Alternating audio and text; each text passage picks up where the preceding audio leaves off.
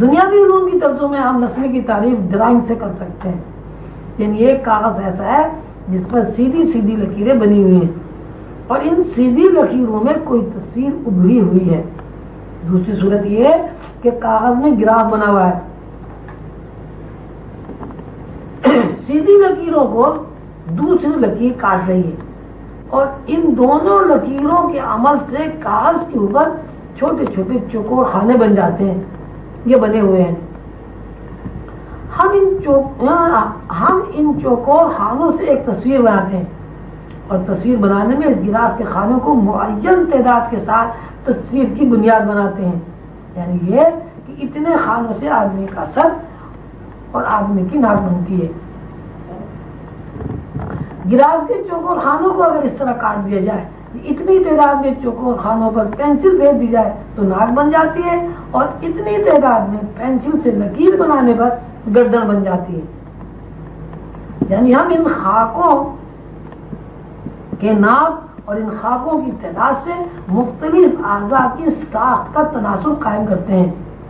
مطلب یہ ہوا کہ یہ گراف تصویروں کا اصل ہے، یعنی وہ لکیریں مفرد ہوں یا مرکب تصویر کی اصل ہے۔ بالکل اسی طرح نسمے کی لکیریں مادی اجسام کی ساخت میں اصل کا کام دیتی ہیں اور انہی لکیروں کی ضرب تقسیم سے نوعیں بنتی ہیں اور نوع کے خد و خال وجود میں آتے ہیں۔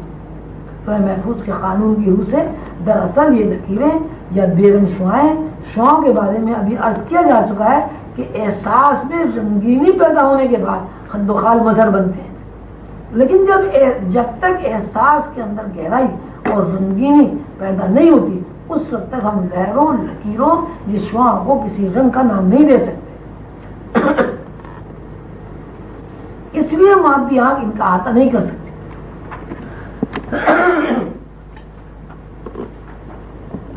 اب ہم اس بات کو اس طرح کہیں گے، دراصل نسمے کی لکیریں لہریں یا بے رنگ شعاعیں کائنات اور افراد کائنات کی چھوٹی بڑی حرکات ہیں۔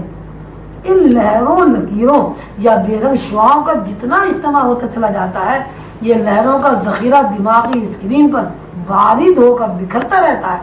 یہ ذہن انسانی پر لہروں کے مسلسل نزول کے بعد جو ضرب اور تقسیم ہوتی رہتی ہے، اسی سے حسیات یا حواس ترتیب پاتے ہیں۔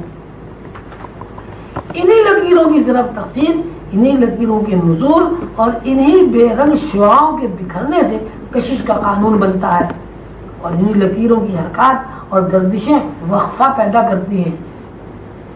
ان لکیروں کی اجتماعیت ایک طرف مکانیت سے آشنا کرتی ہے اور دوسری طرف انہی لکیروں کی نزولی گردش اور لکیروں کی ضرب تقسیم اور لکیروں یا لہروں کے دماغی اسکرین پر بکھرنے کا عمل زمانیت تخلیق کرتا ہے۔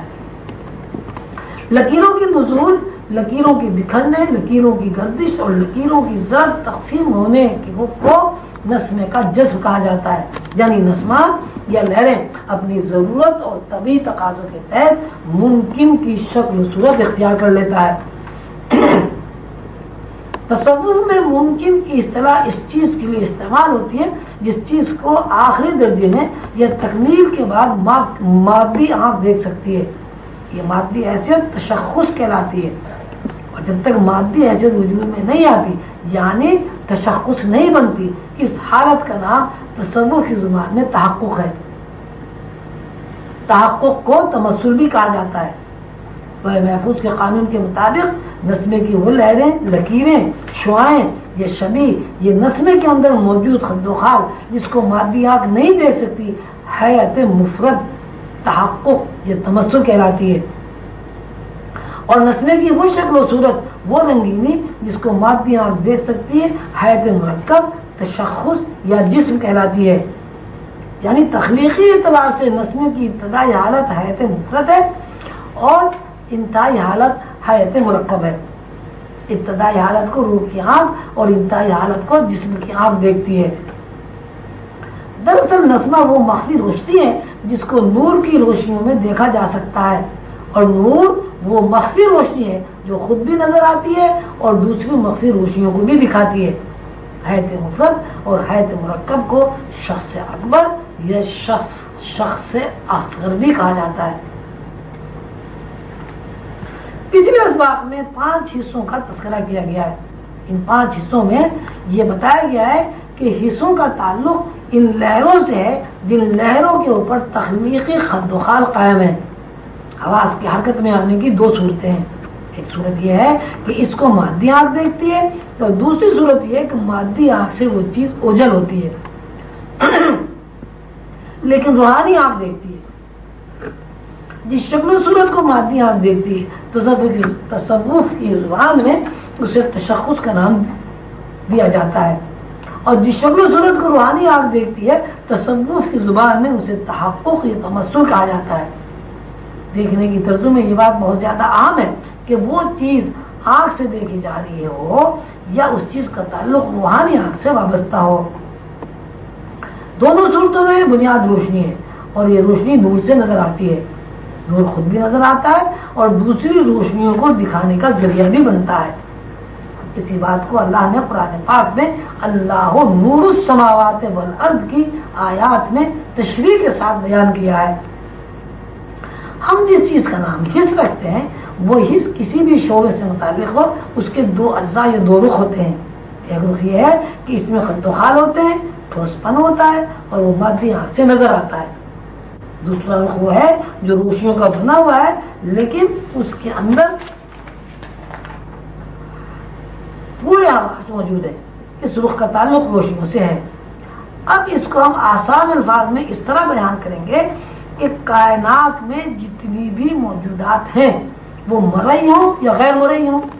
अभी हमने अर्ज किया है एक रुख ठोस है, गोश्त पोश का बना हुआ है, हड्डियों के ढांचे पर उसकी बुनियाद है, और उसके पीछे एक दूसरा रुख बिल्कुल इसी तरह जिस तरह गोश्त पोश का आदमी मौजूद है।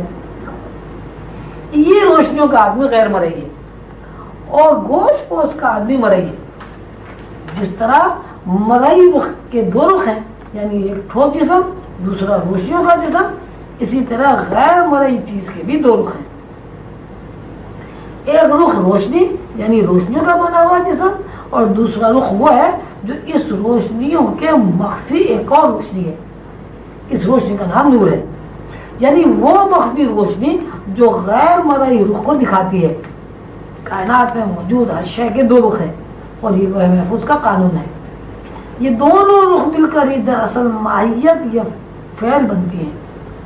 इन दोनों रुख के मिले बगैर कोई कालिब मुकम्मल नहीं होता। इसकी मिसाल मुर्शिद करीम कलंदर बाबा औलिया ने एक स्याह तख्ते से दी है। फरमाते हैं एक तख्ता है जिसके ऊपर स्याह रंग है, एक हिस्स स्याह रंग है, दूसरी हिस्स देखने वाली आंख का एहसास है। यानी एक हिस्स स्याह रंग की अपनी एक हैसियत है और दूसरा रुख ये है कि आंख ने स्याह रंग को देखकर महसूस किया। एहसास और हिस्स के दोनों रुख मिलकर एक मखसूस माहियत या एक हरकत बनते हैं। मखसूस माहियत और हरकत जिन 2 रुखों से मुरक्कब है, इन दोनों रुखों की यकजाई का नाम तसव्वुफ की जुबान में तमस्सुल है।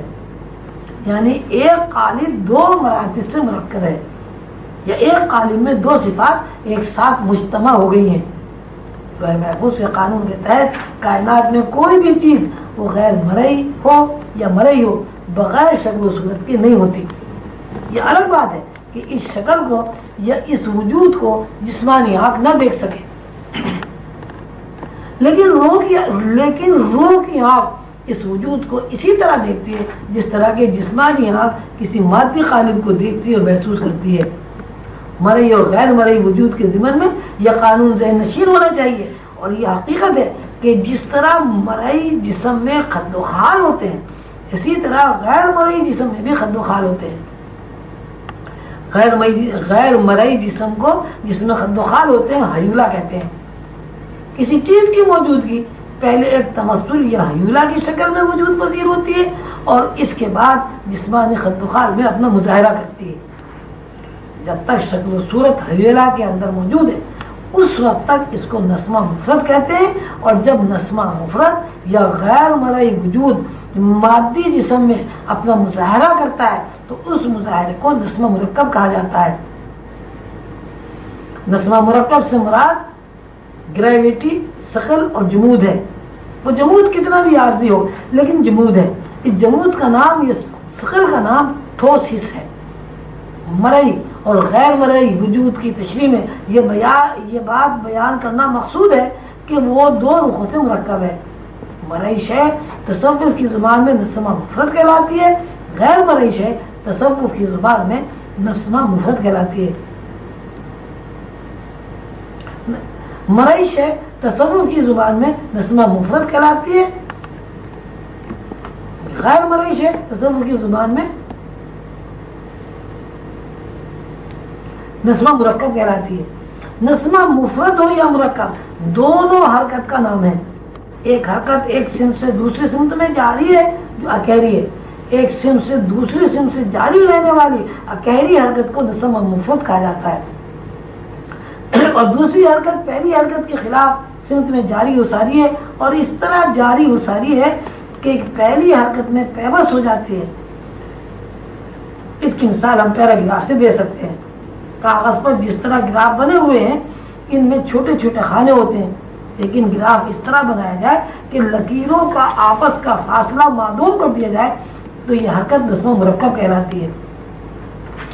مرشد کریم حضور قلندر بابا اولیاء فرماتے ہیں کہ جب تک حرکت کا رخ ایک سمت سے دوسری سمت میں اکہرا جاری و ساری ہے اس وقت تک غیر مرئی چیز جب مرئی خد و خال اختیار کرتی ہے اس کا نام جن اور جنات کی دنیا ہے.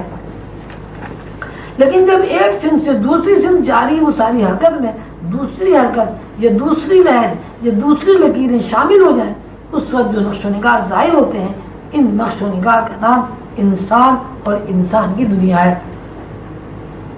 نسمہ مفرد یا حرکت مفرد جنات کی دنیا ہے، نسمہ مرکب یا حرکت مرکب انسان کی دنیا ہے. حرکت وہی احساس ہے جس کو حیلہ یا تمثل کہا جاتا ہے.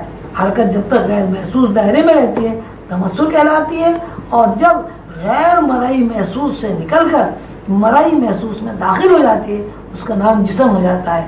اس جسم کو ٹھوس مادیت کا نام دیتے ہیں.